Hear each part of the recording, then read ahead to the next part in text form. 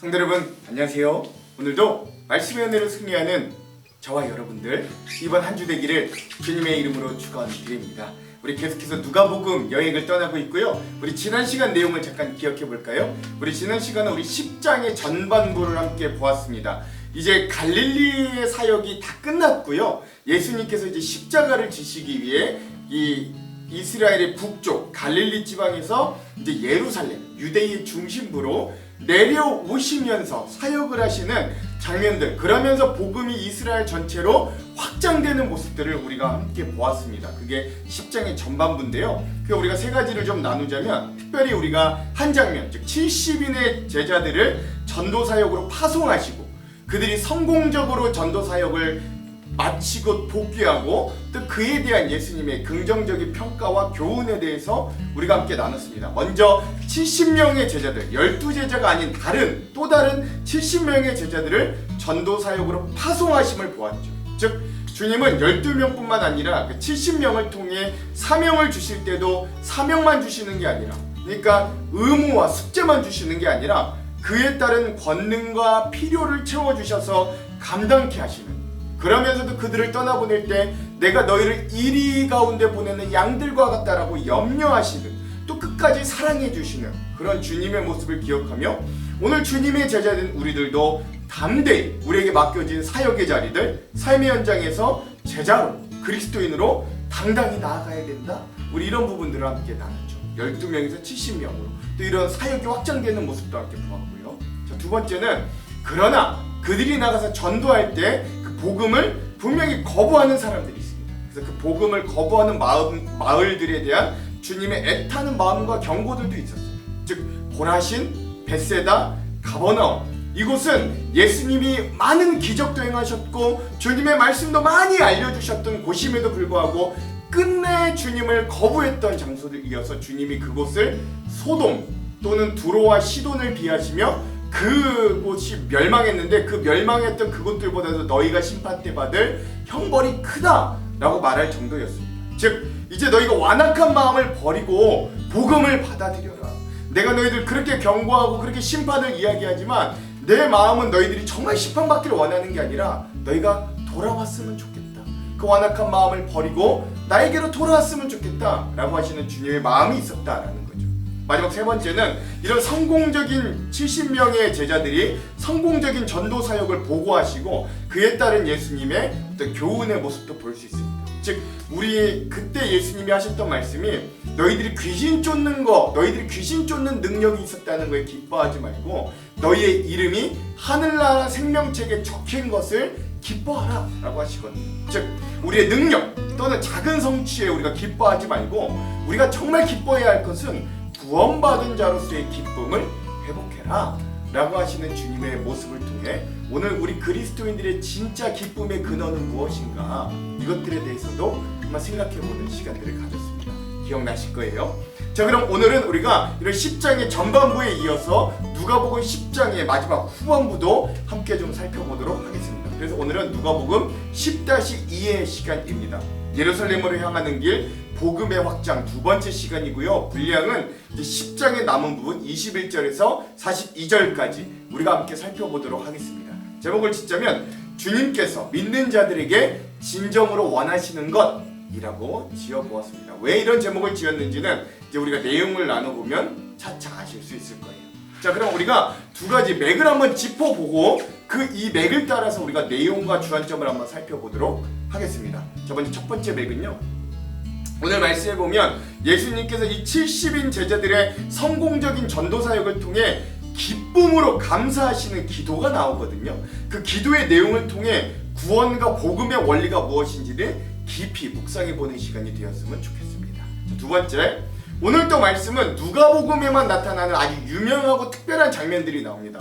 첫 번째는 선한 사마리아인의 비유가 나오고요. 두 번째는 마르다와 마리아의 일을 통해서 예수님께서 우리 신앙인들에게 진정으로 원하시는 건 무엇인가, 이것도 한번 좀 살펴보는 시간들이 되었으면 좋겠습니다. 자, 그럼 이런 두 가지 맥을 가지고 오늘 내용과 주안점들을 한번 좀 살펴보도록 할게요.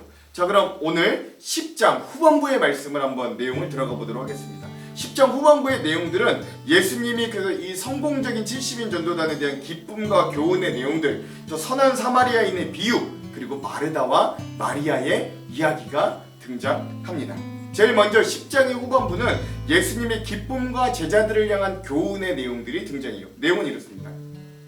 그때에 즉 70인의 제자들이 전도 사역을 성공적으로 보고하고 난 이후에 예수님께서 성령으로 기쁨에 차 이렇게 아뢰었다. 기도하셨다는 거예요. 하늘과 땅의 주님이신 아버지, 이 일을 지혜 있는 사람들과 똑똑한 사람들에게는 감추시고 철부지 어린 아이들에게 드러내 주셨으니 감사합니다. 여기서 지혜 있는 사람과 똑똑한 사람들은 유대교 지도자들, 즉 바리새인과 율법학자와 서기관과 이런 사람들이라면, 오히려 철부지 아이들은 주님과 함께 다녔던 12제자와 이 70명의 제자들을 상징한다고 보아도 무방합니다. 그렇습니다, 아버지. 이것이 아버지의 은혜로운 뜻입니다. 아버지께서는 모든 것을 다 예수에게 맡겨주셨습니다. 아버지밖에는 아들이 누구인지 아는 사람이 없습니다. 또 아들밖에는, 그리고 아버지를 계시하여 주려고 아들이 택한 사람밖에는 아버지가 누구인지 아는 사람이 없습니다. 예수께서 제자들에게 돌아서서 따로 말씀하셨다. 너희가 보고 있는 것을 보는 눈은 복이 있다. 내가 너희에게 말한다. 옛적 구약 시절에 많은 예언자와 왕이 지금 너희가 보고 있는 걸 보고 싶어 하였고 보고자 하였으나 보지 못하였지만, 지금 너희는 듣고 있고 지금 너희가 듣고 있는 것을 그들이 듣고자 하였으나 듣지 못하였다. 그러나 이게 무슨 말이에요? 그러나 너희는 지금 나 예수, 나 메시아 온 나를 너희 눈으로 보고 있고 내 말을 귀로 듣고 있는 너희는 그런 특권, 복을 얻은 자들이다. 그런 너희의 눈과 귀는 복이 있다 라고 말씀하시는 것이죠. 자, 이런 주님의 기쁨의 감사 두 가지 기도 제목과 또 제자들이 복이 있다 라고 선포하는 이 말씀들이 어떤 의미들을 가지고 있는가는 우리가 주안점에서 더 자세히 나눠보도록 할게요. 자, 그리고 나서 아주 유명한 말씀, 선한 사마리아인의 비유가 등장하는데 바로 등장하지 않습니다. 이 선한 사마리아인의 비유가 등장하는 이 배경이 있는데, 그게 뭐냐? 율법 교사가 예수님께 와서 영생에 대한 질문을 하고 예수님이 답변을 하시는 거예요. 자, 내용은 이래요. 어떤 율법 교사가 일어나서 예수를 시험하여 말하였다. 선생님, 내가 무엇을 해야 영생을 얻겠습니까? 예수께서 그에게 말씀하셨다. 율법에 무엇이라 기록하였으며 너는 그것을 어떻게 읽고 있느냐? 그가 대답하였다. 내 마음을 다하고 내 목숨을 다하고 내 힘을 다하고 내 뜻을 다하여 주 너의 하나님을 사랑하여라. 즉 하나님을 사랑하라 하였고, 또 내 이웃을 내 몸과 같이 사랑하라. 즉 하나님 사랑, 이웃 사랑을 해라 라고 하였습니다 라고 아주 정확하게 율법의 핵심을 뚫은 이런 대답을 이 율법 교사가 합니다. 예수님이 그에게 이렇게 대답하세요. 내 대답이 옳다. 네 말이 맞아. 근데 그럼 이제 그대로 행하라. 그러면 살 것이다. 즉 구원을 얻을 것이다. 영생을 얻을 것이다. 말을 해주시는 거예요. 자, 근데 여기서 멈추지 않습니다. 드디어 선한 사마리아인의 비유가 등장하는데, 자, 근데 여기서 아주 중요한 장면이 나요. 그런데 그 율법 교사는 자기를 옳게 보이려, 즉 자기의 의를 뽐내려고 예수님께 이렇게 말합니다. 자, 그럼 하나님 사랑하고 이웃을 사랑하라고 하셨는데, 저희는 하나님 사랑하는 건 당연하고, 그렇다면 우리가 이웃을 사랑해야 되는 내 이웃은 누구입니까? 라고 예수님께 물어보는 거예요. 그러자 예수님이 이렇게 대답합니다. 어떤 사람이 예루살렘에서 여리고로 내려가다가 강도들을 만났다. 강도들이 그 옷을 벗기고 때려서 거의 죽게 된 채로 내버려 두고 갔다. 마침 어떤 제사장이 그 길로 내려가다가 그 사람을 보고 피하여 지나갔다. 이와 같이 레위 사람도 그곳에 이르러 그 사람을 보고 피하여 지나갔다. 그러나 어떤 사마리아 사람은 길을 가다가 그 사람이 있는 곳에 이르러 그를 보고 치근한 마음이 들어서 가까이 가서 그 상처에 올리브 기름, 즉 감람기름과 포도주를 붓고 싸맨 다음에 자기 짐승에 태워 여관으로 데리고 가서 돌보아 주었다. 이 당시 올리브 기름과 포도주는 약 대용으로 많이 쓰던 것이었어요. 다음날 그는 2데나리온을 꺼내서 적지 않은 금액입니다. 여관 주인에게 주고 말하기를 이 사람을 돌보아 주십시오. 혹시 비용이 더 들면 내가 돌아오는 길에 갚겠습니다 했다. 너는 이 세 사람, 즉 제사장과 레위 사람과 이 선한 사마리아인 가운데 누가 강도 만난 사람에게 이웃이 되어 주었다고 생각하느냐? 그래서 율법 교사가 대답합니다. 자비를 베푼 사람입니다. 예수께서 그에게 말씀하셨다. 가서 너도 이와 같이 하라. 그래야 영생을 얻을 수 있다 라고 말씀하시는 거예요. 자, 제사장과 레위인은요, 그럼 왜 이 강도 만난 사람을 구해주지 않았을까요? 몇 가지 이유가 있는데, 첫 번째는 뭐냐면 율법에 어긋납니다. 즉 이 피 흘리는 사람, 이 사람을 부정하게 봐요, 율법에서는. 그래서 제사장이나 레위인은 그를 함부로 만졌다가 본인도 부정하게 되는 겁니다. 두 번째, 네가 이 길바닥에 이렇게 변을 당해 있다는 건 강도를 만났다는 게 분명하기 때문에 제사장과 레위인들은 자신들도 봉변을 당할까봐 자신들의 안위를 위해 도망가기도 했던 거죠. 뭐 또한 여러 가지 의미들이 있지만 제사장과 레위인들은 그렇기 때문에 이 강도 만난 사람을 도와주지 않았던 거예요. 그러나 오히려 유대인들이 개같이 여겼던 사마리아인, 이건 제가 지금 말을 심하게 하는 게 아니라 성경에서 정말 사마리아인을 그렇게 여겼다고 해요. 그러나 개처럼 여겼던 사마리아인은 오히려 그 강도 만난 자를 자기의 시간과 적지 않은 돈과 노력을 들여서 결국 그를 살리고 도와주게 되는 거죠. 자, 이것도 어떤 의미들이 있는가는 주안점에서 한번 같이 나눠보도록 할게요. 자, 그리고 오늘 누가복음 10장의 마지막 사건은 마르다와 마리아가 등장하는 사건이 나옵니다. 이 선한 사마리아인의 비유와 마르다와 마리아의 사건은 딱 누가복음에만 등장하는 사건이거든요. 자, 이 사건도 어떤지 한번 내용을 봅시다. 그들이 길을 가다가 예수께서 어떤 마을에 들어가셨다. 마르다라고 하는 여자가 예수를 자기 집으로 모셔들었다. 이 여자에게 마리아라고 하는 동생이 있었는데 마리아는 주님의 발 곁에 앉아서 말씀을 듣고 있었다. 그 동생 가운데 한 명 또 나사로라는 동생도 있는데 여기에는 등장하지 않아요. 그러나 마르다는 여러 가지 적지 않은 일로 분주하였다. 그래서 마르다가 예수께 와서 말하였다. 주님, 내 동생이 나 혼자 일하게 두는 것을 아무렇지 않게 생각하십니까? 가서 거두러 주라고 내 동생에게 말씀해 주십시오. 그러나 예수님께서는 마르다에게 이렇게 대답하셨다. 마르다야, 마르다야, 너는 많은 일로 염려하며 들떠있다. 그러나 주님의 일은 많지 않거나 단 하나뿐이다. 마리아는 그 좋은 몫을 택하였다.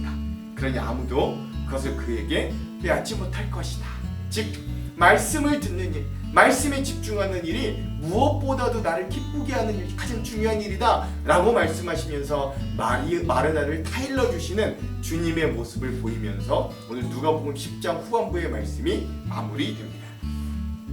자, 그럼 오늘 이 부분 우리 누가복음 10장의 후반부의 핵심 구절을 우리가 한번 살펴볼 텐데요. 한 군데입니다. 36절에서 37절 제가 한번 읽어볼게요. 내 생각에는 이 세 사람 중에 누가 강도 만난 자의 이웃이 되겠느냐? 이르되 자비를 베푼 자니이다. 예수께서 이르시되 가서 너도 이와 같이 하라 하시니라. 아멘. 그래서 오늘 이 말씀의 제목이 주님께서 우리 믿는 자들에게 원하시는 것이라고 했는데 그 원하시는 것 중에 하나가 뭐냐? 가서 너도 이와 같이 이웃을 사랑해라, 자비를 베풀어라 라고 하는 것이죠. 이 말씀을 오늘 이 누가복음 10장 후반부의 핵심 구절로 삼아 보았습니다. 자, 그럼 오늘 이 부분에 대한 주안점 세 가지를 함께 나누고 오늘 말씀을 한번 읽어볼게요. 첫 번째, 오늘 우리가 읽을 누가복음 10장의 후반부는 예수님께서 70인의 전도대가 성공적인 전도 사역을 감당하고 온 것에 대한 어떤 기쁨과 감사의 기도를 드리는 모습이 잘 나타나 있습니다. 예수님은 곧바로 성령에 충만하셔서 기뻐하시면서 두 가지 사실로 인하여 하나님께 감사 기도를 드렸어요.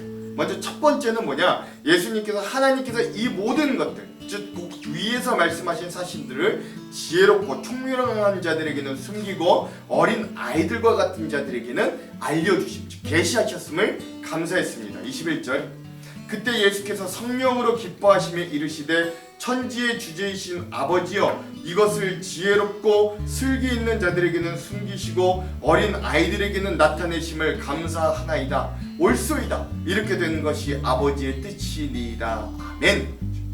즉 구원과 복음의 비밀은 뛰어난 지혜와 학식을 가진 인간이라고 할지라도 그들의 이성이나 경험을 통해서는 결코 알 수 없고, 어린아이와 같이, 즉 이 제자들과 같이 자기를 낮추고 하나님 앞에 겸손히 하나님의 뜻을 구하고 순종하는 자만이 하나님의 은혜를 통해 깨달을 수 있다는 걸 나타내 주시는 기도입니다. 즉 예수님은 자신의 12제자 또한 더 나아가 70인의 제자들이 세상적으로 봤을 때 별로 내세울 것 없는 부족한 사람들일지 몰라도 그들이 예수님의 가르침과 뜻에 온전히 순종하며 나아갈 때, 즉 복음에, 하나님 나라의 복음에 순종하며 나아갈 때 그들의 전도가 전국 각지의 능력이 나타나고 예수님께서 가르치셨던 하나님 나라와 회개가 선포되고 그들을 통해 병든 사람이 고쳐지고 귀신이 쫓겨나가는 놀라운 승리를 거두게 됨을 참으로 기뻐하며 감사드린 겁니다. 이것이 진정한 그리스도인들의 승리와 기쁨의 포인트이기도 합니다. 하나님은 언제나 약한 자들과 보잘것없는 자들을 들어 사용하셔서 하나님의 권능을 통해 그 한 사람이 한 나라와 민족을 이기게까지 하셨어요. 즉 예를 들자면 모세를 통해 애굽을 이기게 하셨고 홍해도 갈리잖아요. 아람이라는 나라가 한 사람 엘리사를 이기지 못해서 그 나라를 쳐들어가지 못하는 일들이 일어나는 거예요. 즉 그것에 대해 주님은 감사하고 있는 거예요. 두 번째로 뭐냐? 예수님을 통하지 않고는 누구도 하나님과 그의 뜻을 알 수 없고 구원도 받을 수 없음을 다시 한번 하나님께 감사드립니다. 22절 내 아버지께서 모든 것을 내게 주셨으니 아버지 외에는 아들이 누구인지 아는 자가 없고 아들과 또 아들의 소원대로 계시를 받은 자 외에는 아버지가 누구인지 아는 자가 없나이다 하시고 아멘. 즉 이 말씀과 같이 인간은 오직 예수님을 통해서만 하나님을 알 수 있는 겁니다. 예수님만이 하나님과 우리 사이의 중재자이시고 죄로 인해 막힌 담을 허셨어요. 그것이 바로 예수님께서 이 땅 가운데 오신 목적입니다. 특별히 70명의 제자들이 예수님의 이름으로 승리를 얻었다라는 증언에서 우리는 예수님을 통해서만 그 능력이 가능함을 잘 보게 되는 거죠. 우리는 오직 예수님만을 통해 구원에 이를 수 있습니다. 요한복음 14장 6절은 이렇게 증언해요. 예수께서 이르시되 내가 곧 길이요 진리요 생명이니 나로 말미암지 않고는 아버지께로 올 자가 없느니라. 아멘. 그렇죠. 그러므로 오늘 우리는 여전히 우리의 유일한 구원의 길인 예수님과 저 십자가를 바라보며 살아가야 합니다. 때론 우리의 현실이 힘들고 어렵지만 그럼에도 저 십자가를 바라보며 위로와 힘을 누릴 때 결국 우리의 인생은 주님이 기뻐하시며 감사하셨던 것 같이 결국엔 승리하게 될 것이기 때문에 그래요. 그리고 나서 예수님은 제자들에게 이렇게 주어진 복을 선포하십니다. 23절 24절 제자들을 돌아보시며 조용히 이르시되 너희가 보는 것을 보는 눈은 복이 있도다. 내가 너희에게 말하노니 많은 선지자와 임금이 너희가 보는 바를 보고자 하였으되 보지 못하였으며 너희가 듣는 바를 듣고자 하였으되 듣지 못하였느니라. 아멘. 예수님께서는 제자들의 보는 눈이 복되다 라고 말씀하세요. 구약시대의 위대한 인물들 심지어 왕과 선지자마저도 모두 메시아를 통해 일어날 사건들을 경험하기를 고대하였어요. 그 제자들은 그들이 예수님께서 이 땅에 오신 것을 통해 하나님의 약속이 이루어지는 때를 직접 경험한 놀라운 복된 자들이 되었어요. 기라성과 같은 구약시대의 왕과 선지자라고 할지라도 그들은 바라기만 했지 경험은 못했거든요. 그러므로 이 제자들이 보는 건 예수님의 사역을 통해 나타나는 놀라운 구원의 사건을 자기의 눈으로 직접 보고 있는 거예요. 구원의 예언된 약속이 성취되고 그래서 그들이 복되었다 하는 겁니다. 이런 제자들은 예수님과 함께 걷고 이야기하고 식사를 나누며 예수님의 삶을 지켜볼 수 있었어요. 오늘 우리는 비록 이 당시 제자들과 같이 육신을 입은 예수님을 직접 만날 수는 없지만 그러나 우리에게 남겨주신 귀한 성경 말씀을 통해 우리 예수님을 경험하고 있습니다. 그래서 오늘 우리도 여전히 복 가운데 사는 자들입니다. 이제 종합적으로 우리는 이 기쁨의 근거가 무엇인지를 함께 생각해보고 싶어요. 즉 우리가 일희일비하지 않고 평안을 누릴 수 있는 비결이 바로 예수님의 고백과 기쁨에 담겨 있습니다. 우리도 이 제자들과 같이 이 예수님을 소유하고 있고 그 구원에 덧입혀 거듭난 자들로서 이 땅에서도 천국 시민으로 세상을 능히 감당하며 살아가는 기쁨과 승리가 있기를 여러분 간절히 소망해 봅니다. 자, 두 번째, 오늘 우리가 살펴볼 두 번째 주제는 우리가 잘 알고 있는 선한 사마리아인에 관한 이야기입니다. 선한 사마리아인에 대한 이야기는 율법 교사의 질문으로부터 시작돼요. 이게 중요합니다. 사실 그의 질문의 의도는 예수님을 시험하기 위함이었어요. 별로 좋은 의도는 아니었죠. 그는 부자 청년과 같은 질문을 똑같이 합니다. 내가 무엇을 하여야 영생을 얻으리까? 이 질문은 답을 몰라서 묻는 게 아니라 자기 생각과 예수님의 생각이 동일한지를 한번 물어보는 거예요. 예수님의 한번 수준을 시험해 보는 거죠. 그래서 예수님도 그 질문에 대해 답해 주시지 않고 질문으로 응수합니다. 율법에 무엇이라 기록되었고 너는 그걸 어떻게 읽느냐? 라고 물어보죠. 그러자 율법 교사의 답이 놀랍도록 온전합니다. 그는 하나님 사랑과 이웃 사랑에 대한 율법의 핵심의 정신을 알고 있었어요.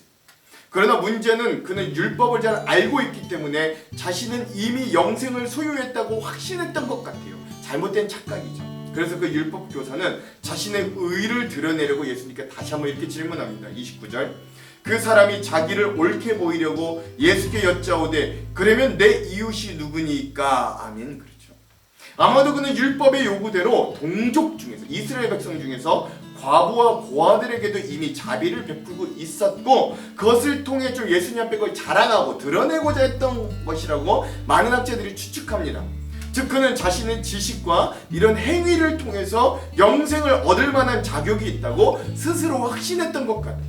그런데 예수님은 내 이웃이 누굽니까? 라는 이 율법 교사의 질문에 선한 사마리아인에 대한 비유로 이야기를 하십니다.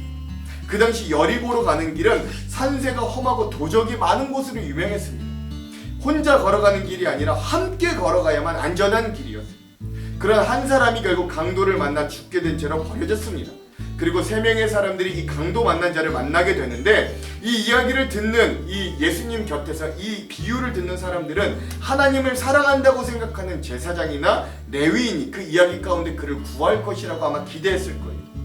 그러나 그들이 무시했던 사마리아인이 오히려 강도 만난 자를 구하는 모습에 이 예수님의 이야기를 듣고 있는 모든 사람들은 당황할 수밖에 없었을 거예요. 왜냐하면 제사장이나 레위인들은 할례를 받고 거룩한 자들만이 그들의 이웃이라고 생각했고, 그렇지 않은 자, 즉 그렇지 않은 자와 상대하는 건 율법적으로 어긋난 것이다 라고 생각했기 때문에 그래요.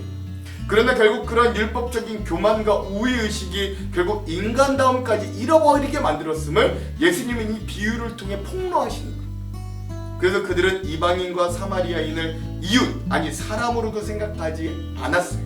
그 강도 만나도 안 구해주잖아요.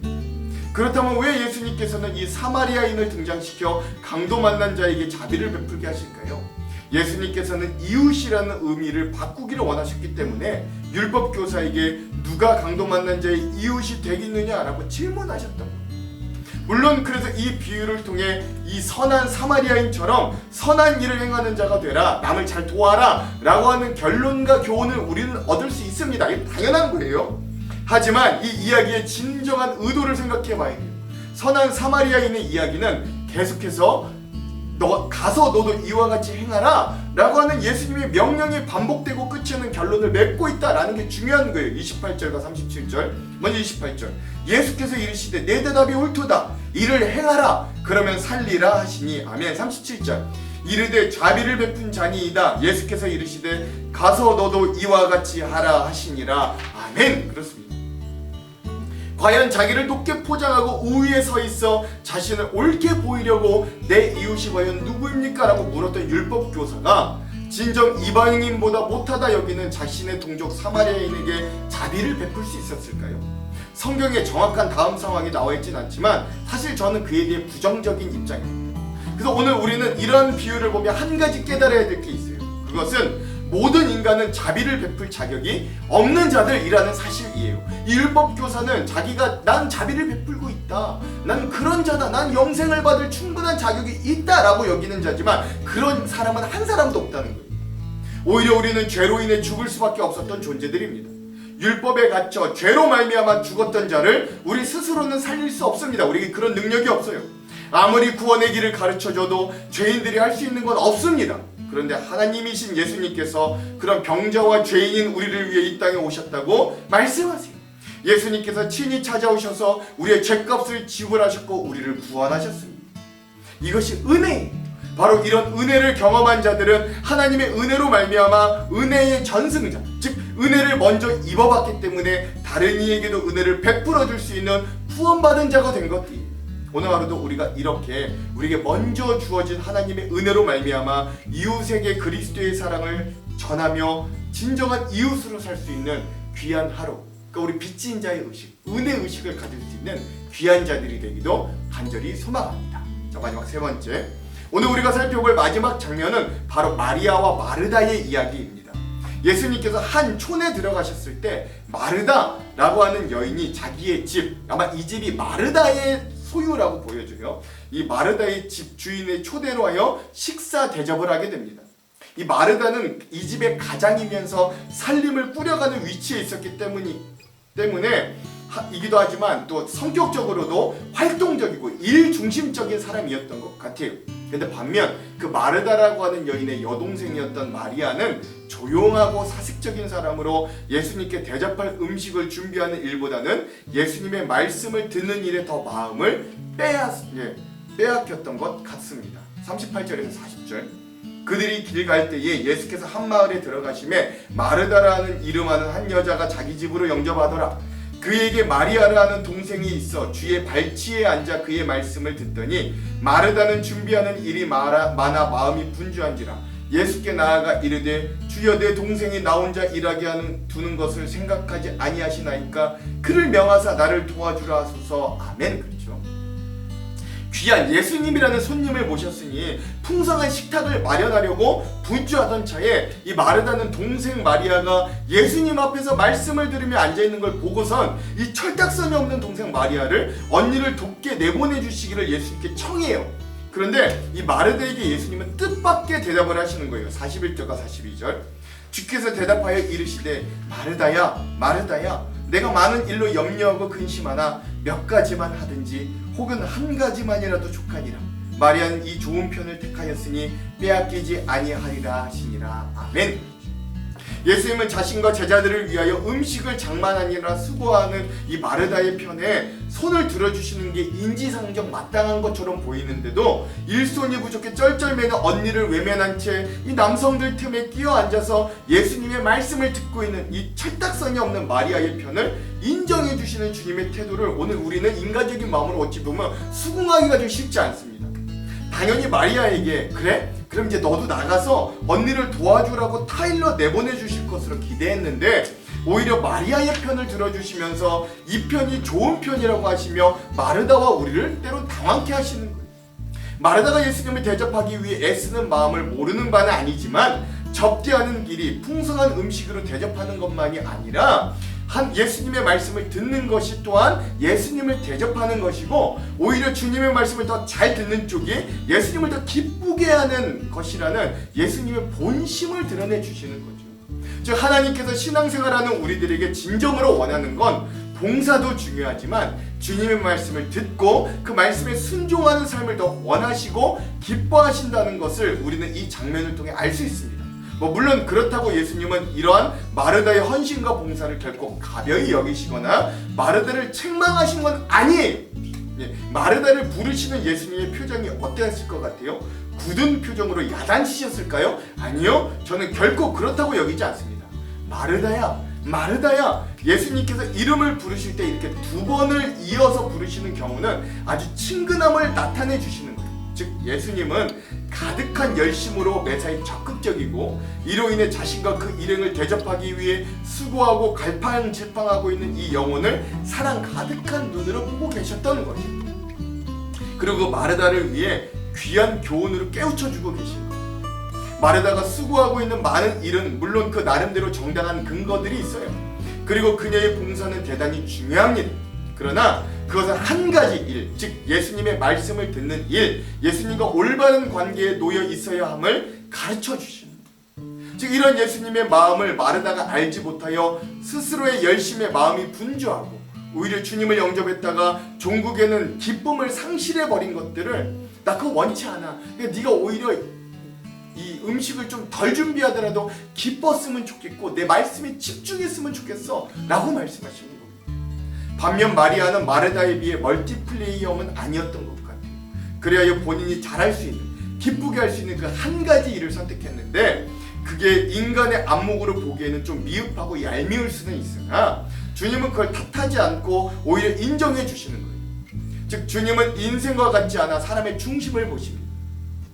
있음에도 사용하지 않는 달란트는 책망하시지만 내게 허락된 양으로 주님을 사랑할 때, 양만큼 주님을 사랑할 때는 그게 적은 양이라고 할지라도 주님은 기뻐하시는 거예요. 적은 분량이라고 할지라도 바로 즉 내게 있는 바로 그것으로 헌신할 때, 봉사할 때 주님은 기뻐하십니다. 주님은 마르다에게 바로 이 점을 알려주신 거예요.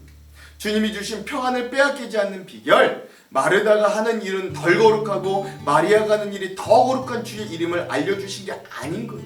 즉 말씀을 대하고 말씀을 제대로 받는 것이 그 어떤 사람보다 중요하니 그것들을 중심으로 행하라 라는 것들을 다정하게 깨우쳐 주시는 거죠. 그러므로 예수님의 말씀을 듣는데 우리 성도들의 실존은 깊숙이 닻을 내려야 합니다. 여기에서부터 믿는 자의 우선순위가 규정되는 거예요. 맹목적인 행동주의에 빠지지 않기 위해서 열심히 봉사하고 수고해도 허탈할 때가 있잖아요. 왜? 우리가 말씀으로 채워지지 않았기 때문입니다. 그 우선순위를 잘 판단하라는 거예요. 또는 예수의 제자가 해서는 안 될 염려와 근심에 지배당하지 않기 위해서는 예수님의 제자들은 예수님의 말씀을 듣는 일에 가장 먼저 뿌리를 박아야 합니다.